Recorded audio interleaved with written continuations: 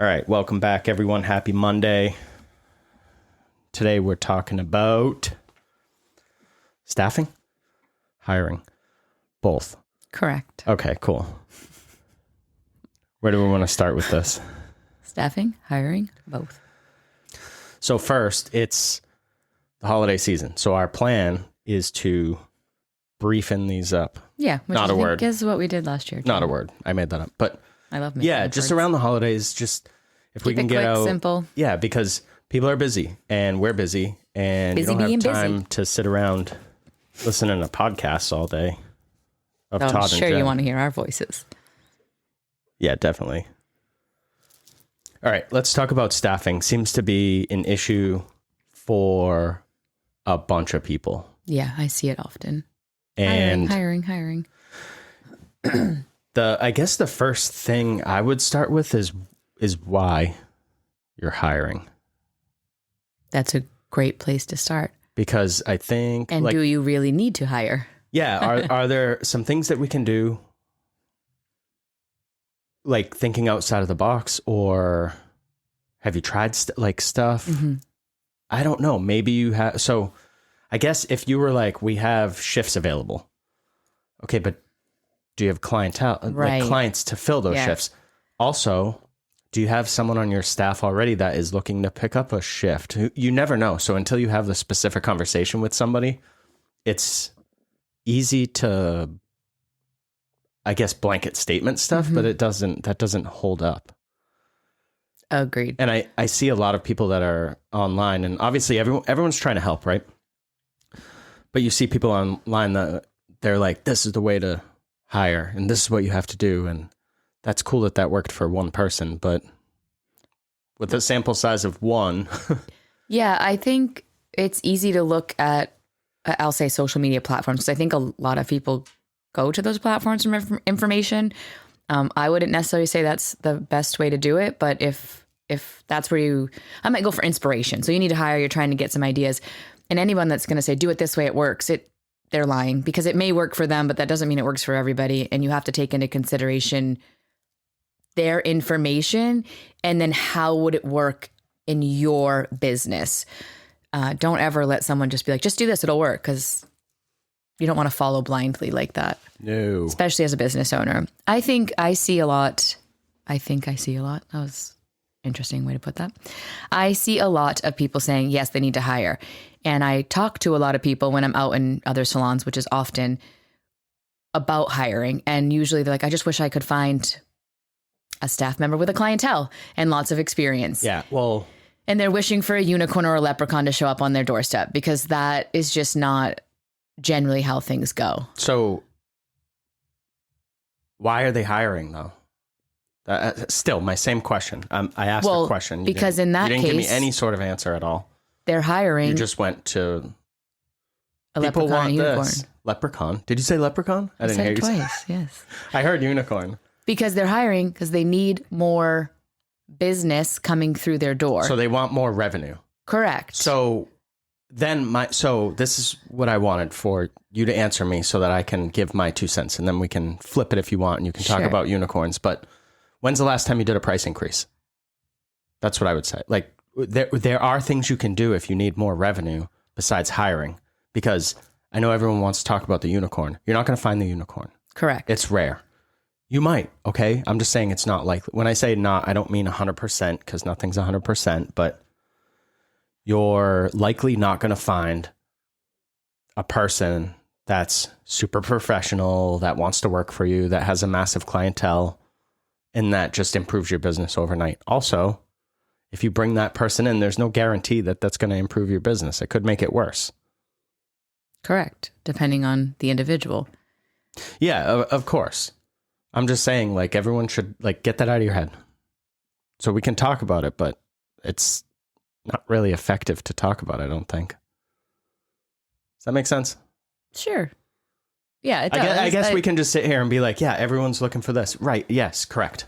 Now what? The reason why they're trying to hire, though, is because they're looking for someone that's going to come in with a clientele to boost their business. So they're looking for... I would imagine. When you say boost business, Because on the other, so you're talking about money, because on the other side of the coin is I'm turning away business. So I need to hire to take the business. You know what I mean? Yeah, which I rarely see. I have seen that a few times, but I also don't always trust that, because I know a lot of salon owners that have said that, and those stylists have gone there and they're like, there's no business here at all. And it closes. Yeah. So I know specific ones in our area that, me too. We've had staff that left because they weren't quote unquote busy enough. And then they go there and the place closes because there's no business. Correct. So it's like, okay, you were busier here than you were when you didn't have a job. True story. So, yeah.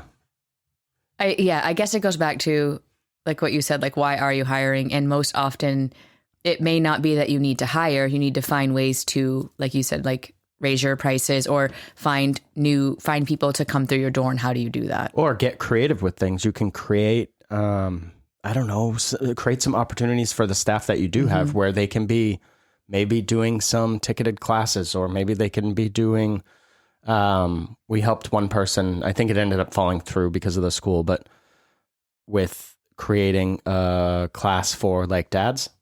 Oh yeah. Yep. Right. Yeah. So there are ways to. Well, and we've done it for our own salon. We did a haircutting class. Yeah, sure. Ticketed class to start. Exactly. Like there are what can you do to generate revenue? Because if you're always chasing, like, this is where I was getting annoyed, not at you, but at the you scenario. Can be annoyed at me. It's okay. I'm not annoyed at you at all, but okay. You want me to pretend? No. Go away. I'm so mad. You're fired from this podcast. Okay. Bye. Yeah. Peace. So, yeah, it's cool to be like, I'm looking for 3 to 5 years experience with a clientele, must work weekends, going back to unicorns, nights on Sundays. Like, it's just dumb. Yeah. That's not the world people want to live in anymore. I see stuff all the time, and not just in the hair industry, but across other industries that are like weekends required and all this stuff. And I'm like, that's why you're not hiring, because people don't want that anymore. No, it is truly freedom, flexibility. There's a lot of things that culture, community, people want certain things.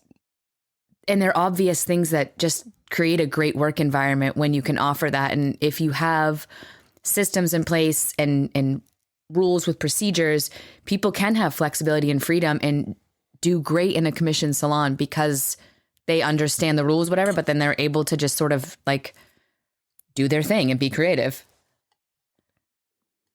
Yeah. We had said earlier, I think there's I don't want to say like, I'm going to call it a movement, but if you truly are trying to find these unicorns, I think there's a lot of people. We're not letting this go. So no, I'm into the unicorns today. I don't know. They're just running through my head. So I think there's a good amount of stylists that couldn't find the right fit for a commissioned salon. I know back when I started, I think I worked at 4, 5, or 6 commissioned salons, really searching for the right fit before I went out on my own.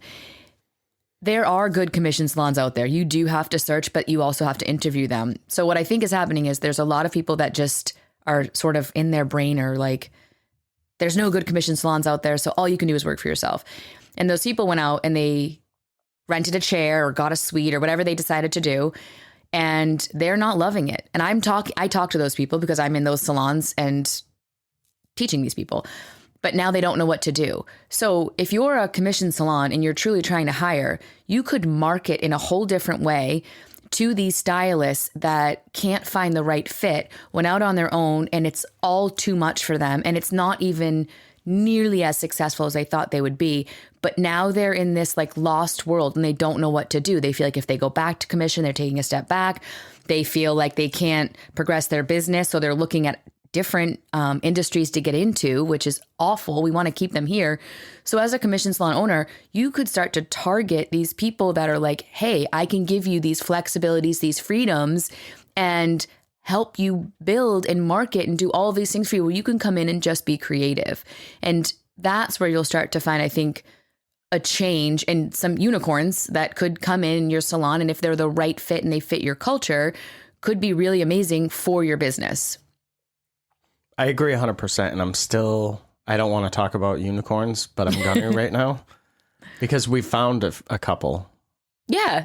that want to work. They're for under us. our roof, right? It exists. Yeah. Like this scenario is very true. We have some people that go ahead. One is running her own suite, a couple towns away, and she missed being in a good culture with good people and was coming in for blow dries regularly and just decided, like, could I work here one day a week? Like, I would love to be here. And now she comes in and she's there on Fridays. We have another salon owner, again, a couple of towns away, that just is looking to be around a creative team and get inspired. So she's going to come in one day a week and just work because it's like, that's what she's looking for. And because we've gotten this question a couple of times, when these owners come in to work at our salon, they're not renting from us, no, right? They're commissioned employees at Hello Hair Co. Yeah. And happy to be that. Happy to just come in and do their work and not think about anything else and just have fun. So as much as I tell people to get over it with the unicorns,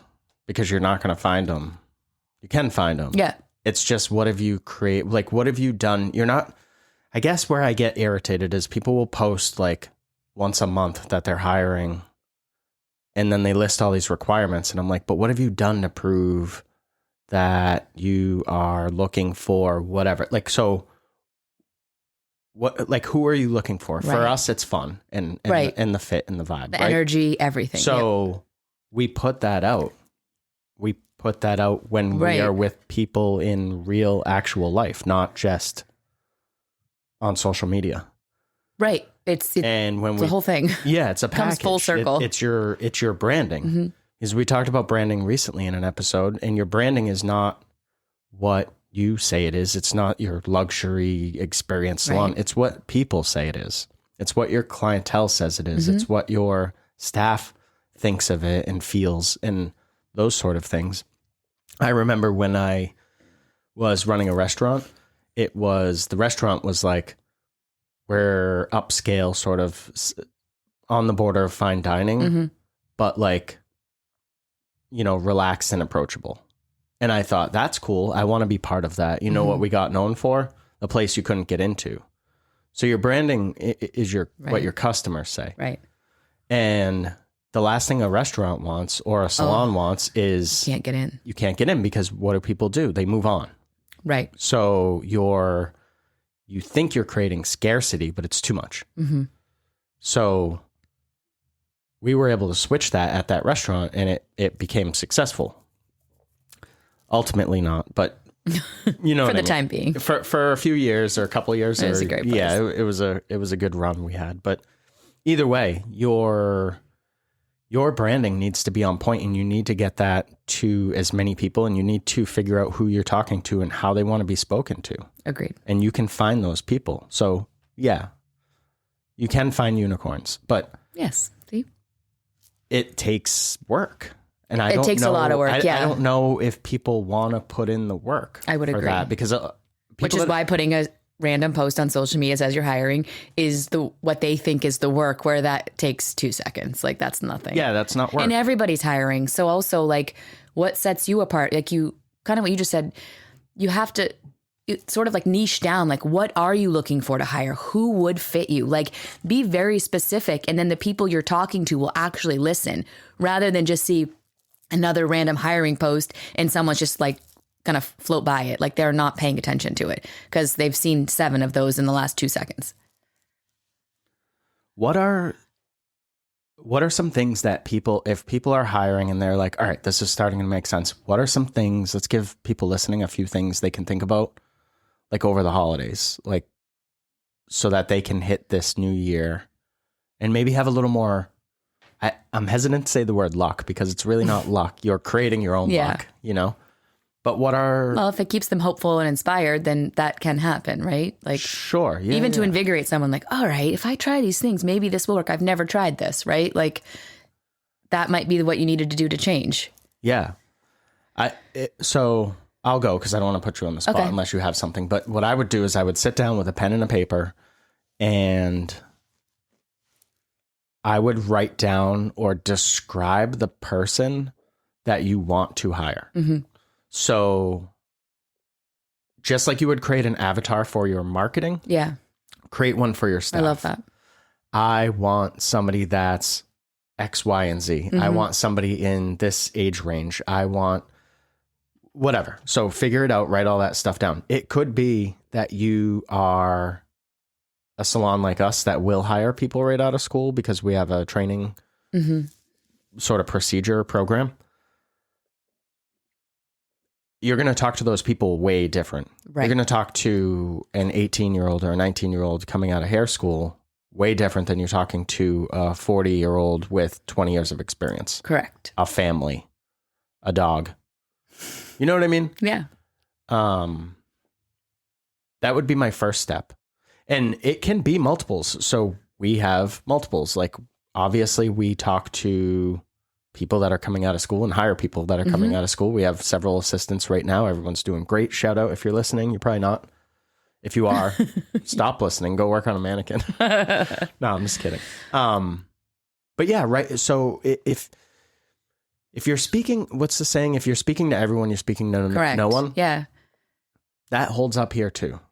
So if you just write hiring, right.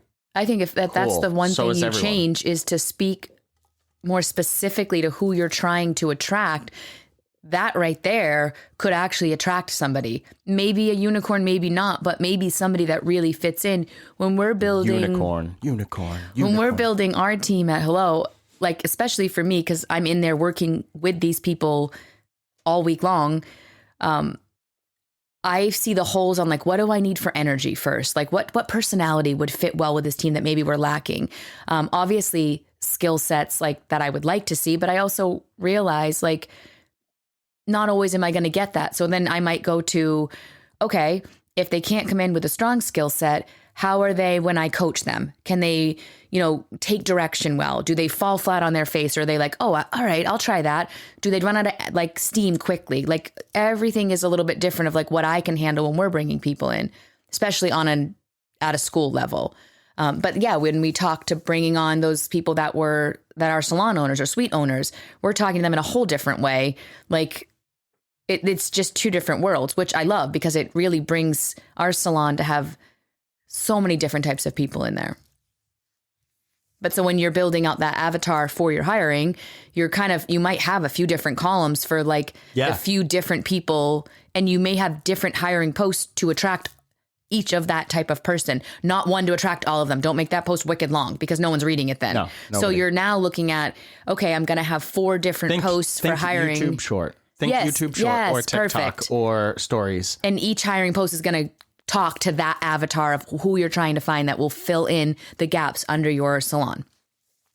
Also, even the roles. Like, so you, for example, we have barbers, stylists, an esthetician. One of our stylists does nails. So if we say, for example, we wanted to build on our nail services and we wanted to add to that, we would speak differently than how you would speak to a barber. Like it's different. So you need different posts or different ways to market. Different posts for different folks. For who you're trying to hire, who you're speaking to in that hiring post. Yeah. What else could somebody try or think about? I would go back to your list of, if you haven't done this, go back and make a list of strategic differences for your business. What separates you? Right. And please don't be generic with this. Put some thought into it, because a lot of salons are going to say, we're the luxury, or that's like a word that gets thrown around, right? We're luxury, or we're the high end, or we're whatever. And you're trying to, again, it's like your branding. You're trying to like force that almost on people. But what actually separates you? What is actually different? Are you known for something? Do you specialize in something? Can you offer real education? Like at our salon, we look around and we're like, okay, we offer actual real education. And that's not to put anyone down that's saying that they offer education, but we hear from a lot of freaking people. Right. We hear from a lot of people that get out of school and they're sold the idea of mentorship, but they don't get it. They get you watch and you pass me foils or whatever. Like that's not an education program in our eyes. It's not a supported. That might work for you, but I'll tell you right now that a lot of those people that it's happening to have reached out and said, this is what I'm getting for education, and it sucks. Right. So even maybe think about that, I guess, revamping what you think you need into, I don't know if I said that correctly, but revamping what you think you need into what people think you need. Right. Because again, it's if you're going to attract me to come work for you, you have to sell me, not sell you. Right. Right. If that makes sense. You are selling yourself, but you get what I'm saying. Yeah. It's that's why I wasn't sure how to say it, but I like it. You're getting a little wordy like me.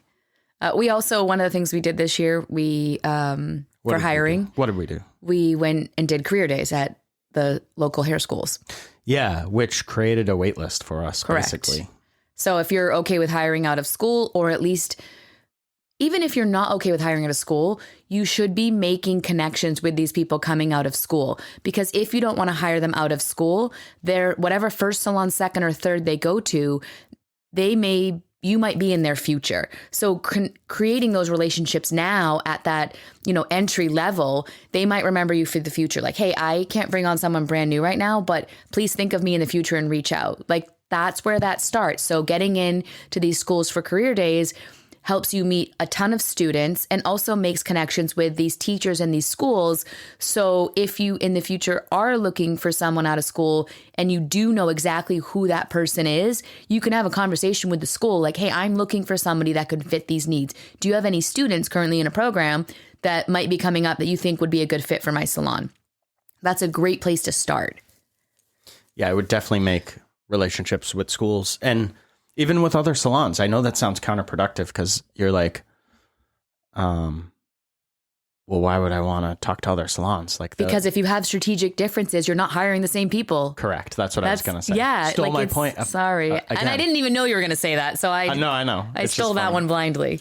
But that's a great point. We connect with salons all the time. We actually, one of the salons I worked for years ago, we reconnected at one of the career fairs and we're like, we need to get coffee because we were dealing with similar situations in our salons and we are completely different salons. So we're not attracting the same. And in competition, there's so many heads of hair to cut. Like, you hire yours, I'll hire mine. Like, it doesn't matter. It's just fun to all be in the same room and have great conversations. Yeah. There's been times too where salons have reached out about past employees or have reached out about they're like, hey, I have this person that they don't fit on my team, or I don't have a spot for them, but maybe you do, or maybe you know somebody. So it's about that network too, because if you are active with any community, it's going to come back on you. But if you're not, if you're like, I don't have time for that, well, then you don't need to hire because that's part of the hiring process. Or you need to train somebody up on your team and send them. Correct. Pay them well so that they care.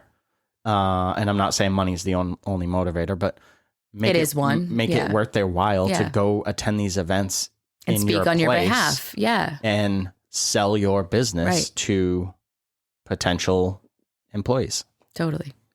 Even if you're a booth rental salon, there's a trillion booth renting salons. Right. What makes you different?